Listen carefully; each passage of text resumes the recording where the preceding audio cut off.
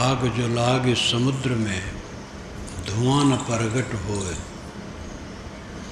की जाने जो जरमुआ की जाके लाई होए।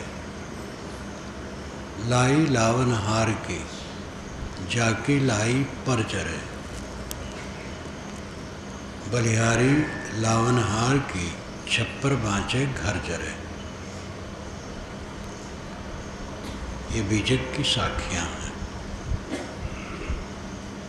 आग जो लाग समुद्र में, धुआं न प्रगट होए। समुद्र में आग लग गई। समुद्र में से धुआं कैसे प्रकट होगा? लकड़ी जले, कंडा जले, कपड़ा जले, घर द्वार जले तो धुआं प्रकट हो। समुद्र में से धुआं कैसे प्रकट हो? आग जो लाग समुद्र में, धुआं न प्रकट होए। उस आग को कौन जानेगा? की जाने जो जरमुआ, वह जानेगा जो जल के मर गया है। कि जाके लाई होए, जो उस आग को ला करके लगाया वो जानेगा।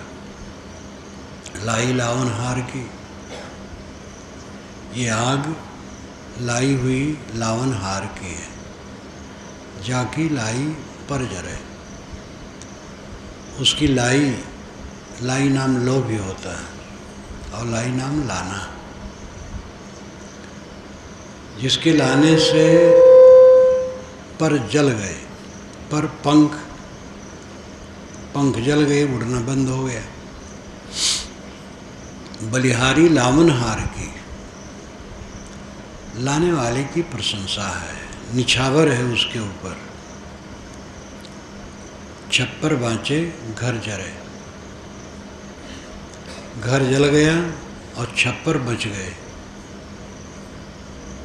ये साहब का माइंड कैसा था? और रूपकों में, उल्टवासियों में किस ढंग से अपने विचारों कह देते थे, इतना मार्मिक।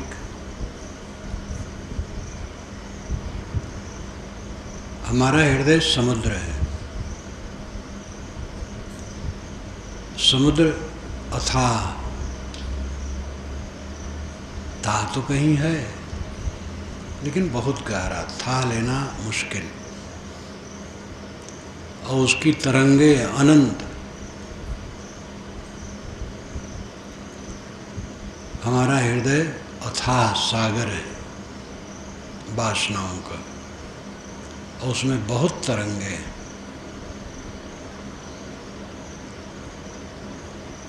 इसमें ज्ञान की आग लग गई। लागी आग समुद्र में, धुआं न प्रगट होए। जब हृदय में ज्ञान की आग लगती, इसमें कोई धुआं नहीं प्रकट होता है। इस आग को वो जानता है जो उसमें जल के मर गया।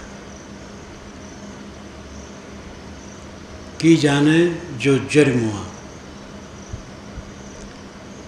इस हृदय के सागर में लगी हुई आत्मज्ञान की आग वो समझेगा जो उसमें जल के मर गया है। कि जाकी लाई होए। जिस सद्गुरु ने उसको लगाया, उस आग को, वो जानता है, क्योंकि वो पहले जन्म हुआ है। लाई लावन हार की, ये आग लाने वाले की है, सद्गुरु की है। जाकी लाई पर जरे। जिसकी आग से, जिसके ज्ञान की आग से राग द्वेष के पंख मन के जल जाते हैं। राग द्वेष के पंख से ही उड़ता है विषयों में, और राग द्वेष के पंख जल गए। बलिहारी लावन हार की, ऐसे सद्गुरु जो आत्मज्ञान की आग साधक के हृदय में लगाए, साधक उनके लिए समर्पित हो जाता है। बलिहारी लावनहार की छप्पर बाँचे घर चले, छप्पर बच गए घर जल गया। तब घर क्या होता है? दीवार होती है और उस पर छप्पर होते हैं, छप्पर ही जलते हैं, दीवार तो मिट्टी की क्या जलेगी? साहब कहते नहीं, घर जल गए छप्पर बच गए। घर है अहंता ममता, वो जल गए। छप्पर का अर्थ है छाके ऊपर, 5 ज्ञानेंद्रिय और छठा मन, इसके ऊपर जीवात्मा है, वो बच गया। जब अहंता ममता का घर जल गया तब जीवात्मा बच गया। और ये बीजक के अन्य जगह से भी ये बात कसी हुई है। छठे माह दरसो पावे, छठे में वो दर्शन पाता, छठा यानी मन में। छठे माँ सब गैल बेगोई, मन में सब खो गए। तो छठा मन है। भारतीय परंपरा के सभी संप्रदाय 5 ज्ञानेंद्रिय और छठा मन कहते हैं। बौद्ध लोग षडायतन कहते हैं। षडायतन, षडायतन, खड़ायतन, मूर्धन्य से षट बनता है। षडायतन, खड़ायतन, छा आयतन, छा घेरे, छा इंद्रियां, आँख, नाक, कान, जीभ, चाम, मन, वो एक साथ षडायतन कहते हैं। बाकी लोग 5 ज्ञानेंद्रिय छठा मन कहते हैं। ये अपने कहने का तरीका है, कोई फर्क नहीं, ये संप्रदाय नहीं है। आँख, नाक, कान, जीभ, चाम, ये कोई संप्रदाय की चीज़ नहीं है। ये आपके देह में प्रत्यक्ष है। और मन भी कोई सांप्रदायिक चीज़ नहीं है, मन आपके पास है। 5 ज्ञानेंद्रियों से जो ग्रहण करते हैं वही मन बनता है। और मन में सारे संस्कार संग्रहित रहते हैं। तो छप्पर, छा के पर, परे 5 ज्ञानेंद्रिय, छठा मन, इससे परे जीवात्मा है जो इन ज्ञानेंद्रियों से काम लेता है और मन से काम लेता है, वो बच गया। हम और आप जीवात्मा हैं। जीव है, आत्मा है कि चेतन है, रूह है, सोल है, ब्रह्म है, परमात्मा है, जो को जो बोलने वाला है, जानने वाला है, साक्षी है, वह आपका स्वरूप है। वो बच गया। कब बचा? जब अहंता ममता का घर जल गया। लागी आग समुद्र में, समुद्र में आग लग गई, हृदय में आग लग गई, धुआं नहीं प्रकट होता है। जिसके हृदय में ज्ञान की आग लग जाती है, धुआं कहाँ निकलता है? कौन जाने कि उसके हृदय में ज्ञान की आग लगी है? इसीलिए अच्छे अच्छे संतों को लोग नहीं जाने, उनकी निंदा किए, बुराई किए, उनके विरोध में गंदी गंदी पुस्तकें लिखे हैं और उनको जितना बन सका तकलीफ देने के चक्कर में पड़े हैं, लेकिन वह किसी को तकलीफ नहीं दिए। वे अपने विरोधी को भी कटु नहीं कहे, वे अपने विरोधी का भी अहित नहीं सोचे, क्योंकि उस हृदय से किसी के लिए द्वेष नहीं हो सकता।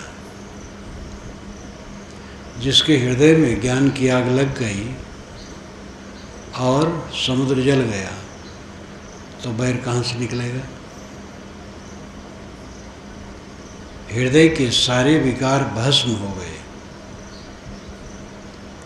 तो वहाँ से बैर, विरोध, घृणा, ईर्ष्या, द्वेष, छल, कपट, झगड़ा, लड़ाई ये कैसे निकल सकते? है ही नहीं उसमें, कहाँ से निकलेंगे?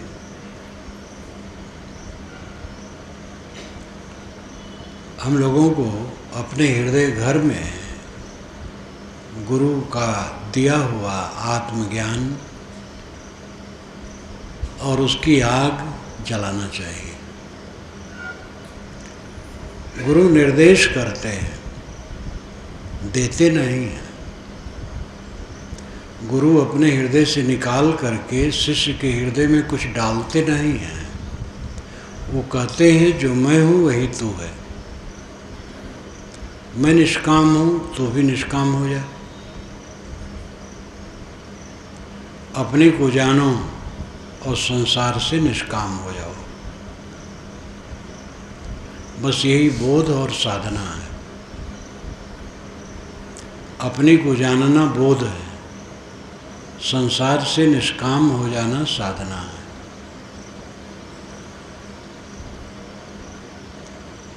निष्काम हो जाएंगे तो काम कैसे करेंगे? निष्काम होकर काम करना है। इसके विषय में कई बार उदाहरण भी दिया जाता है, वेदों का, कबीरवाणी का, अन्य संतों का, उपनिषदों का। जितने साधक हुए हैं वो सब इसका अनुभव किए हैं कि निष्काम होना है और काम करना है। कल्पना कर लो कि सभी मनुष्य साधक हो जाएं, तो क्या खाना नहीं चाहिए? सबको खाना चाहिए, सबको कपड़े चाहिए, सबको रहने की जगह चाहिए, सबको यातायात साधन चाहिए, औषध चाहिए, व्यवस्था चाहिए। तो इसके लिए करना पड़ेगा। एक बार श्री प्रेम साहब से मैंने पूछा, बाराबंकी श्री प्रेम साहब से, कि साहब गांव साधु हो जाएं तो फिर क्या होगा? तो हंसने लगे। कहे तो उन्हीं साधुओं में कुछ लोग हल चलाएंगे, कुछ लोग पशु पालेंगे, कुछ लोग भोजन बनाएंगे और काम करेंगे। और यही सही समाधान था, और क्या है? हल चलाना पाप थोड़े, राग द्वेष करना पाप है। कितने साधु राग द्वेष करते हैं, हल तो नहीं चलाते हैं, राग द्वेष करते हैं। हल चलाना तो पुण्य है। सीरा युंजन दिखवे हो, ये वेद में आता है, ऋग्वेद में। सिर कहते हैं नागर को, हल को। सीरा बहुवचन में है। कवि का अर्थ है अंतर्दृष्टा। हिंदी में कवि का अर्थ है कविता बनाने वाला, कविता गाने वाला। लेकिन आध्यात्मिक संस्कृत साहित्य में, संस्कृत धर्मशास्त्र में, संस्कृत भाषा के धर्मशास्त्र में कवि का अर्थ होता है जिसने आर पार देख लिया है, जिसकी दृष्टि में अब भ्रम नहीं रह गया है। सारा संसार कूड़ा कचरा दिखता है, असार, सिमल का रोवाटा, कहीं उसको स्पृहा नहीं, आर पार देखने लेने वाला।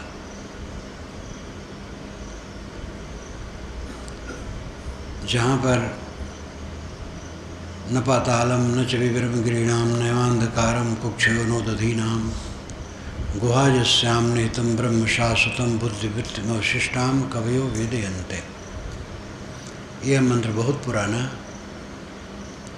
और सांख्य परंपरा से छन करके आया हुआ लोग मानते हैं। बड़ा महत्वपूर्ण मंत्र है। गुहाजस्याम निहितं ब्रह्म शाश्वतम, जिस गुफा में शाश्वत ब्रह्म स्थित है, ठहरा हुआ है, वो गुफा कहाँ है? तो ऋषि कहते हैं न पातालम, पाताल में नहीं हो, न च विवरम गिरिणाम, न पर्वतों के खोह में, नैवा अंधकारम, अंधकार में भी नहीं है, कुक्षयोनुदधीनाम, समुद्र के पेट में भी नहीं है, बुद्धिवृत्ति में अवशिष्टाम कवि वेदयन्ते, कवि वेदयन्ते जानते हैं कि वो बुद्धिवृत्ति में है, बुद्धिवृत्ति में अवशिष्टाम कवयो वेदयन्ते, बुद्धिवृत्ति में वो स्थित है जो सबसे अलग स्थित है। तो यहाँ भी कवि का अर्थ कहा कि क्या है? कवयो वेदयन्ते, कवि जानते हैं। यहाँ कविता बनाना नहीं है, कविता बनाने वाला जानता है।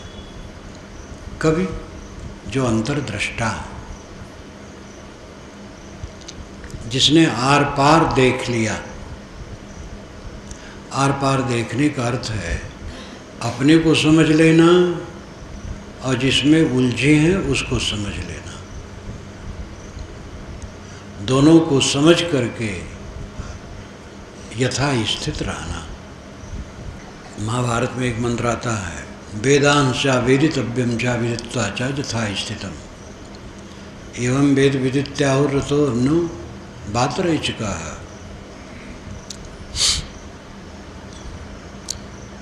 वेदांशा, वेदों को, वेदितव्यम चा, वेदों से जानने योग को, विदित्वा चा यथा स्थितम, और जान करके यथा स्थित हो गया है। वेदों को, वेद से जानने योग्य आत्मा को जान करके अपने आत्मा में विश्राम पा गया है। एवं वेद विदित्याहुर, उसी को वेद ज्ञाता कहा जाता है। अन्य बात रही चुका है। दूसरे जो वेद पाठी हैं वे तो भर भर वायु खोलते हैं। बड़ा मजाक है और बड़ा बेदाग है। अन्य वात रेचिका, वात वायु, रेचिका खोलना, छोड़ना। और वेद पाठी लोग तो भर भर वायु छोड़ते हैं और कुछ नहीं करते। वेद पाठ करते करते बुढ़ा गए, राग द्वेष नहीं छूटा, आत्मा को नहीं जाना। हरिद्वार में एक बहुत बड़े विद्वान और साधक भी, तपस्वी भी, बढ़िया सन्यासी को किताब पूछते मैंने देखा। 86 की बात है। वहाँ पर कुछ संतों के दर्शनार्थ हम लोग गए थे और हमारे संतों का एक पूरा दल था, 10-15 लोगों का। तो एक दो जगह घूमते हुए उनके पास गए। वे प्रसिद्ध थे, अब नहीं है। विद्वान, तपस्वी, निवृत्तपरायण, सरल, जो बड़े संतों का लक्षण होता है वो सब था। जब पहुंचा तो अपने कैंप में एक छोटी सी चौकी पर पुस्तक रखे, उस पर फूल पत्ते अक्षत चढ़ा करके पूजा कर रहे थे। सरल ऐसे थे जैसे गए, हमने हाथ जोड़ा, अभी जोड़े, बैठाए, बातचीत करने, पूजा छोड़ दी, बातचीत करने लगे। देख करके समझ गए कबीरपंथ ही हैं। कबीरपंथ की किस शाखा के ब्रह्मवादी, जीववादी, ईश्वरवादी कुल जानते थे। बातचीत हुई, बहुत मधुर। ऐसे अच्छे संत, निवृत्त परायण, विद्वान भी थे, लेकिन वो एक किताब पूज रहे थे। क्यों? शास्त्र प्रमाण के चक्कर में पड़े हैं। शास्त्रों में कहीं लिखा होगा अमुक पोथी पूजने से होता है। अच्छे अच्छे लोग भटकते हैं। निर्भ्रांत गुरु का बोध मिलना बड़े सौभाग्य का फल है। ऐसा सद्गुरु जो निर्भ्रांत हो, उससे बोध मिला। और साधक वह धन्य है जो उस बोध का उपयोग करे। ना काहू सो काम है ताको समझ विचार। पूर्ण साहब कहते हैं किसी से काम नहीं है, अपने को समझो विचारो। दूसरा क्या करता है वो जाने, अपने को देखो, आपके मन में क्या हो रहा है। सच्चा बोधवान निरंतर अपने को देखता है, अपने को शोधता है, अपने हृदय के कूड़े कचड़े को बुहार के फेंकता है। मुदिता करुणा मैत्री उपेक्षाणाम सुख दुख पुण्या पुण्य विषयाणाम भावनातश्चित्त प्रसादनम। योग दर्शन में पतंजलि महाराज कहते हैं चित्त प्रसादनम, चित्त को निर्मल करने के लिए ये 4 भावनाएं करनी चाहिए। मैत्री, करुणा, मुदिता, उपेक्षाणाम। सुख दुख पुण्या पुण्य विषयाणाम भावनातश्चित्त प्रसादनम।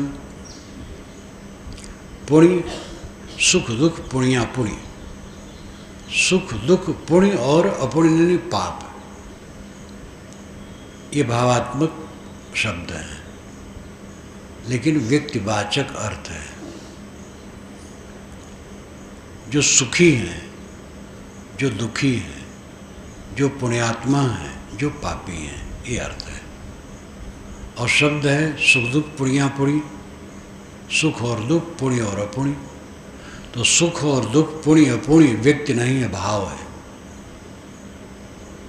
तो शब्द तो भाववाचक है, लेकिन अर्थ व्यक्तिवाचक है। जो सुखी हैं उनसे मैत्री करो, जो दुखी हैं उन पर करुणा करो, जो पुण्यात्मा है उनको देख के प्रसन्न हो, जो पापात्मा हैं उनकी उपेक्षा करो। उपेक्षा का मतलब है उधर से अपना मन पूरा समेट लो। उनका द्वेष करना उपेक्षा नहीं है। साधक द्वेष कैसे करेगा? उपेक्षा का मतलब है मानो वे हैं ही नहीं। उनमें मन लगाओ, राग करके तो दुख होगा, द्वेष दुख होगा। राग द्वेष दोनों दुख है। गंदे लोगों का संपर्क करो, अच्छा नहीं है। इसलिए पापियों की उपेक्षा, मानो वे है ही नहीं। उनकी चर्चा ना करो, सोचो ना, बोलो ना, कुछ नहीं।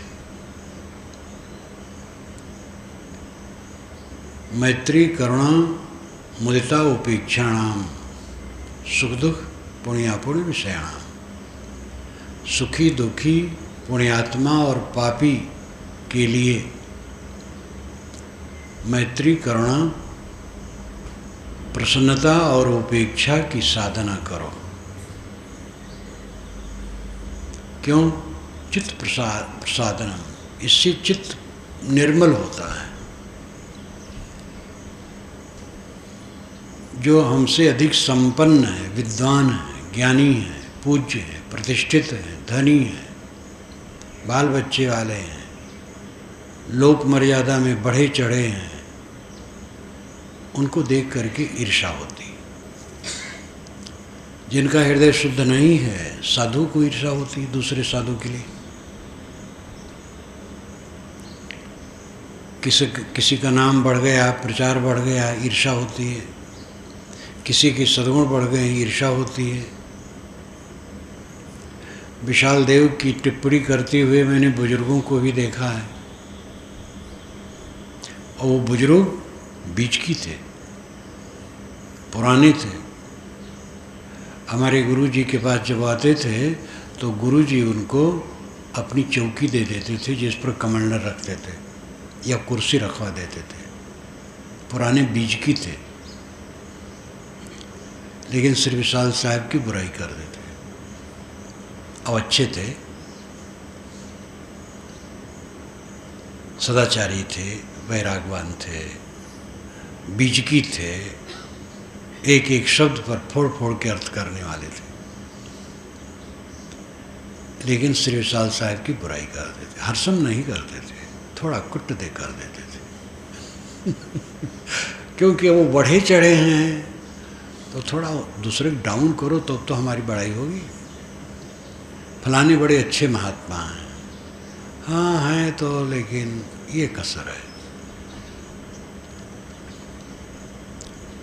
ऐसा क्यों? क्योंकि हमारा मन पूरा शुद्ध नहीं।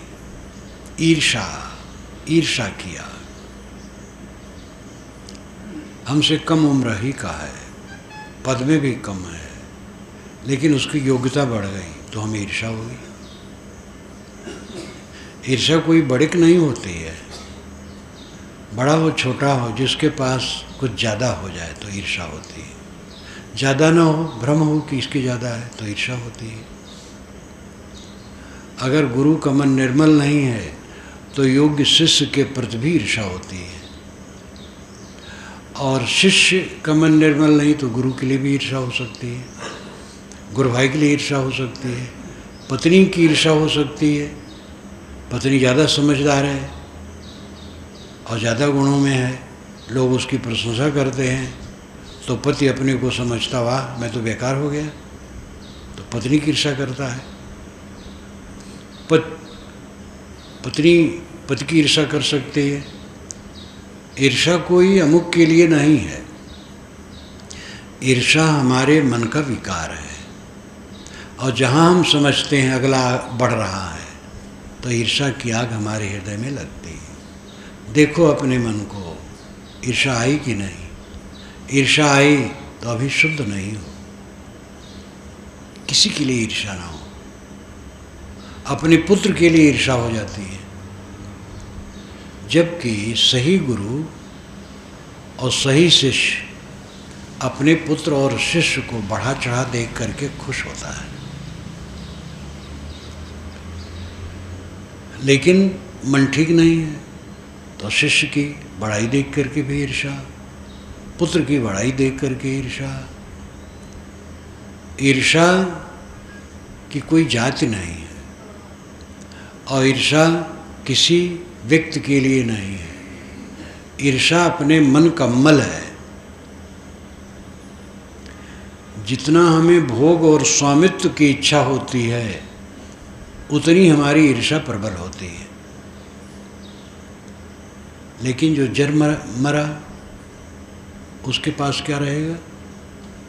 आग जो लाग समुद्र में धुआं न प्रगट हो, की जाने जो जर मुआ। जो जर के मर गया तो क्या जानेगा? लेकिन ऐसा मरना है कि मर करके जाना जाता है। किसी आदमी को फूंक दो जल जाए तो कुछ नहीं जानेगा, तो जल के खत्म हो गया।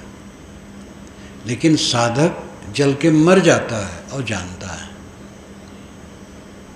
वो दैहिक मौत थोड़े है, वासना का मौत है। वासना की मौत हो गई, जन्म हुआ, सारा अहंकार खाक हो गया। ऐसा साधक अत्यंत निर्मानी हो जाता है। अहंकार कहाँ रहे? कुछ अपना है ही नहीं तो किसका अहंकार? जो सब समय देखता है कुछ मेरा नहीं, नंगा अपने को कर लेता है, असंग। परत पर परत निकाल करके फेंक देता है। चाम, मांस, नस, हाड़, विचार से सब अलग करो तो क्या रहेगा? कुछ रह जाएगा? जो जानने वाला है वो रह जाएगा।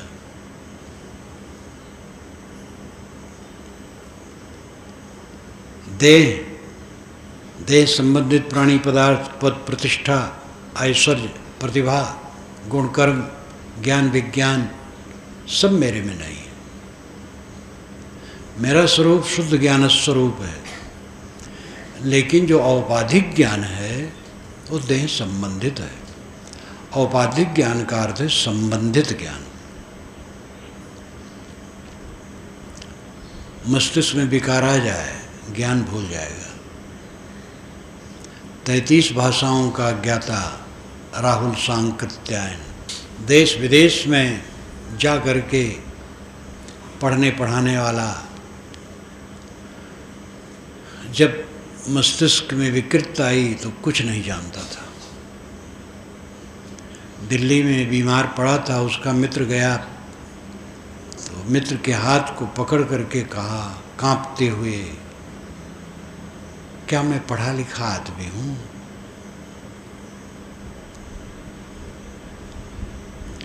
बनारस के सारनाथ में जो बौद्धों का गढ़ है, वहाँ के एक प्रतिष्ठित भिक्षु ने मुझसे कहा, बड़े विद्वान थे, बहुत पुस्तकें उनके भी हैं, भिक्षु धर्म रक्षित। उन्होंने कहा अगर वह स्वस्थ हो जाते तो उनसे फिर से काखा गा पढ़ना पड़ता। विद्या का क्या घमंड? शरीर बड़ा बलवान है, ढील होके बिस्तर पर पड़ जाता, उठना बैठना मुश्किल हो जाता है। कहते गामा पहलवान जो 2 कारों को एक साथ रोक लेता था, अंतिम में अपना हाथ नहीं उठा पाता था। सारा ऐश्वर्य मिट्टी। प्रतिभा पाटिल राष्ट्रपति पद से मुक्त होकर अब अपने छोटे मकान में चली गई होगी।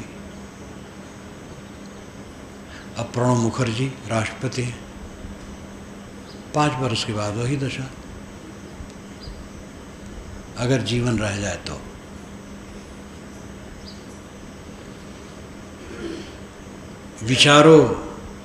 विचारोगे अहंकार गलता जाएगा।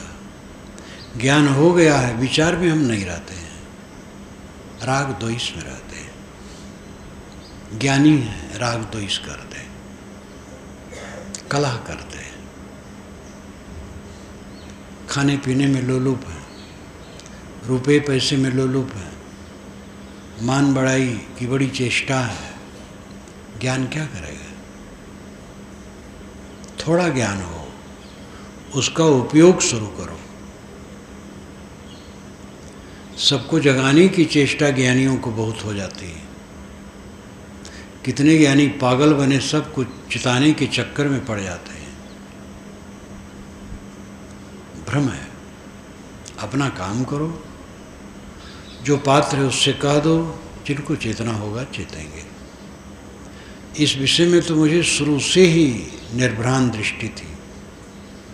मैं समझता था कि मैं किसी को चेता नहीं सकता हूँ, अपने को चेता सकता हूँ। अपनी सेवा दूँ, करता रहूँ, जिनको चेतना हो चेते। हजारों खिज्र पैदा कर चुकी है नस्ल आदम ने, ये सब तस्लीम, लेकिन आदमी अब तक भटकता है। उर्दू के महाकवि फिराक गोरखपुरी, गोरखपुर के थे वो, और इलाहाबाद यूनिवर्सिटी उनका कार्यक्षेत्र था। गोरखपुर में ही सन 1969 में कबीर मेला में उनका मेरा परस्पर हुआ था। उस समय बूढ़े थे लेकिन बहुत तेजवान थे, उर्दू के कवि थे। मुशायरा चल रहा था, बारंबार उन्हीं लोग कहते थे फिराक साहब बोले, फिराक साहब बोले।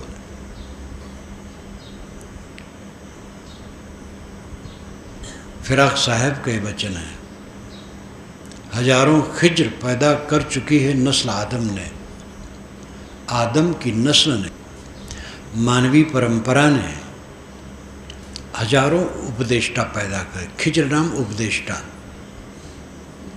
हजारों उपदेष्टा पैदा कर दिए। ये सब तस्लीम, ये मैं स्वीकारता हूँ, लेकिन आदमी अब तक भटकता है। अभी भी आदमी भटक रहा है। भटकने मतलब क्या है? चलना फिरना भटकना नहीं। भटकने का मतलब है दिग्भ्रमित रहना, अशांत रहना, सुख खोजना। सुख खोजना भटकना है, परमात्मा और मोक्ष खोजना भटकना है। जो समझ गया आत्मा परमात्मा है, वासना त्याग दिया, मोक्ष है। खोजना कहाँ? बाहर कहाँ खोजना? अच्छे अच्छे विद्वान भटक रहे हैं। बड़े बड़े धनपति हाय हाय करके मर जाते हैं। इसलिए ज्ञानियों की ये सनक कि मैं सबको बदल दूंगा, भ्रम है, भावुकता है। स्वामी विवेकानंद ने अमेरिका से पत्र लिखा अपने शिष्यों को, अरे बच्चों टूट पड़ो पूरे भारत पर, बदल दो। भावुक हृदय था। लेकिन जब समझ में आया कि कुछ नहीं, बकवास है, ध्यान करो, अपना कल्याण करो। भावुक हृदय था, इसलिए काम भी उन्होंने इतना ज़्यादा किया। विवेक भी था और समझ में आता था कुछ नहीं, सब बकवास है, कौन मानता है। अमेरिका से जब आए तो पंजाब की तरह लोग बुलाए, पंजाब की तरफ, हरियाणा पंजाब गए तो उन्होंने अपने शिष्यों को पत्र लिखा और उनके साथ में विदेशी लोग भी थे। तो कहा देखो ये लोग मुझे बुलाते हैं और चलते समय किराया भी नहीं देते। इनको सोचना चाहिए कि स्वामी जी आखिर कोई सेठ साहूकार हैं और विदेशी भक्तों के सामने हाथ पसारना अच्छा नहीं लगता है। और उनके साथ विदेशी लोग थे तो उनसे कहें लाओ भाई किराया लाओ, तो बड़ा अस्वाभाविक रहा। और बुलाने वाले समझते नहीं हैं, ये किराया नहीं देते। दिन जितना बीता दुनिया समझ में आई। जब स्वामी विवेकानंद पहली बार आए अमेरिका से, अखबार में छपा पड़ला हुआ, लंका में स्वागत हुआ, दक्षिणी भारत में स्वागत हुआ, उनका रथ पकड़ करके रईस लोग भी खींचे। बंगाल में कलकत्ता में आए, वहाँ भी बड़ा स्वागत हुआ। स्वागत के बाद कोई पूछने वाला नहीं था। मठ में बैठे, मठ भी उसमें छोटा, उन्होंने बेलूर मठ खरीदा जो गंगा के पश्चिम साइड में है। और बहुत बड़ी ज़मीन थी, वहाँ नौका लोग लगाते थे केवट ओट, और ज़मीन थी जिसकी उससे खरीदी गई। एक छोटा सा बनाए, बैठे। लोग सत्संग के लिए नहीं आते थे, सुनने नहीं आते थे।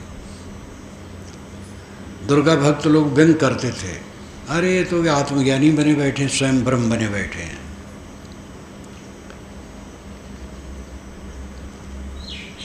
कई बार, एक बार वे अपनी बारी में निराई कर रहे थे, निदाई, तो उन्हीं से एक व्यक्ति आए, पूछा स्वामी विवेकानंद का मैं दर्शन चाहता हूँ। तो वो मुस्कराए, तो समझ गए यही है। दोबारा अमेरिका गए, कोई आकर्षण नहीं हुआ। जब दोबारा लौट करके आए, बम्बई उतरे जहाज़ से, जल जहाज़ से, और वहाँ से ट्रेन से कलकत्ता गए। तो उस समय ये लाइन नहीं थी नागपुर वाली, जो नागपुर वाली लाइन जाती है कलकत्ता, वो इलाहाबाद वाली थी। तो वे इलाहाबाद होते हुए गए, हावड़ा पहुँचे। शाम को अकेला तांगा पर बैठ करके बेलूर मठ पहुँचे। तांगा से उतरे, इतने में घंटी लगी। वही शाम का टाइम था, भोजन का। उत्साही थे, भावुक थे, चार दीवारी पर चढ़ करके कूद गए अंदर। पहले दरवान जा करके अंदर में कहा, एक बाबूजी आए हैं। वैसे पहने ओढ़े थे वो, एक बाबूजी आए हैं। तो लोग सोचे चलो भाई देखो कौन है। इतने वो कूद करके अंदर आ गए। लोग हंस रहे, स्वामी जी आ गए, स्वामी जी आ गए। उन्होंने कहा, भाई मैं सोचा घंटी लगी है, तुम लोग खिचड़ी खा लोगे, मुझे नहीं मिलेगी, इसलिए कूद आया। विनोदी थे। कोई कहीं नहीं मिला, दोबारा आए कोई नहीं आया आदर करने के लिए। ये संसार है। कहाँ लोग समझ पाते हैं। अपने को समझाने के चक्कर में न पड़ो मैं कुछ हूँ, जर मरो की जाने जो जर मुआ, जिसकी हिम्मत हो जर मरे। घबराओ ना। वेद में, अथर्व वेद में आता है, ऐ गृहस्थों, कोई है जो अपना लड़का मरने के लिए दे दे? लोग कहते हैं वेदों में वैराग नहीं। सचमुच में उसमें प्रवाह ज़्यादा यही है कि हे अग्नि, हे मरुत, हे वरुण, हे शनि, हे इंद्र, हमें घोड़े दो, गायें दो, मोटी सड़कें दो, रथ दो, सुंदरी पत्नी दो, 10 बच्चे दो। 10 बच्चे, 1-2 नहीं। उस समय 10 बच्चे की कामना थी, बच्ची की नहीं, लड़के। युद्ध करना पड़ता था तो लड़कों की ज़्यादा ज़रूरत थी। यही सब मांगा गया वेदों में बार। लेकिन इतना बड़ा सागर, चारों वेद, उसमें वैराग है ही नहीं। ये एकांगी चिंतन है। अथर्व वेद का ऋषि कहता है, गृहस्थों, तुम्हारे पास कोई लड़का मरने को तैयार है? अगर मरने को तैयार हो तो मुझे दो। तो मरने को तैयार होने क्या? अहंकार मार देना, गुरु की शरण में समर्पित हो जाना, दुनिया से मर गया। हम लोगों का कपड़ा ये मृत वेश है, कफन है, इसलिए हम लोगों को मर जाना चाहिए, अहंकार शून्य हो जाना चाहिए। आग जो लाग समुद्र में धुआं न प्रगट होए, साधक के हृदय सागर में ज्ञान की आग लगी, उसमें धुआं नहीं प्रकट होता है। की जाने जो जर मुआ, उस आग में जो जल के मर गया वही जानता है। आत्मज्ञान की आग लगी और सब खाक हो गया, कुछ अपना नहीं, एक तृण अपना नहीं है। कोई मेरा नहीं है, कुछ मेरा नहीं है, मैं किसी का नहीं हूँ, यही सच्चाई है। व्यवहार है, आप मेरे हैं, मैं आपका हूँ। ये सब वस्तुएं मेरी हैं व्यवहार करने के लिए, थोड़े समय के लिए। ये व्यवहार है। और परमार्थ क्या है, सत्यता क्या है? मेरा कुछ नहीं है, मेरा कोई नहीं है। जीव का केवल जीव है और कोई नहीं है। ये जान गए, जान लेने से काम नहीं बनेगा। इस दशा में टिकें, ऐसा मन बनाओ। सावधान रहें, प्रपंच वार्ता मत करो, राजनीतिक चर्चा में अपने को न डुबाओ, राग द्वेष की बात न करो, किसी बुराई की चर्चा न करो, अपना काम करो। मन को देखो, मन के दाग छुड़ाओ। आजकल में छूट जाएगा, कुछ रहेगा नहीं। समय बर्बाद न करो, धोखे में न पड़ो, अचानक सब अंधकार हो जाएगा। वेद में आता है, एक आदमी मर गया, ऋषि कहता है काल ने इसके लिए दिन रात बराबर कर दिया, न दिन न रात। और ये घड़ी बहुत जल्दी आ जाएगी। समय बर्बाद न करो, असावधान न हो, डट पड़ो अपने पर। आशा त्याग के हो निराशा, काहे कबीर तब देख तमाशा। सारी कामनाओं को छोड़ करके निष्काम हो जाओ तब देखो तमाशा, क्या पूछना। आनंद कंद, कोई कमी नहीं रहेगी। भोजन मिलेगा, कपड़े मिलेंगे, सोने की जगह मिलेगी। जहाँ रहो सेवा करो और निर्विकार रहो, निर्मल रहो। मैंने बीच में कहा था मैत्री करुणा मुक्ता उपेक्षा। सुखियों को देख करके, संपन्नों को देख करके मैत्री करो तो ईर्ष्या नहीं होगी, और दुखियों को देख करके करुणा करो तो घृणा नहीं होगी, और पुण्यात्माओं को देख करके प्रसन्न हो तो जुगुप्सा नहीं होगी। जुगुप्सा गुणों में दोष खोजना।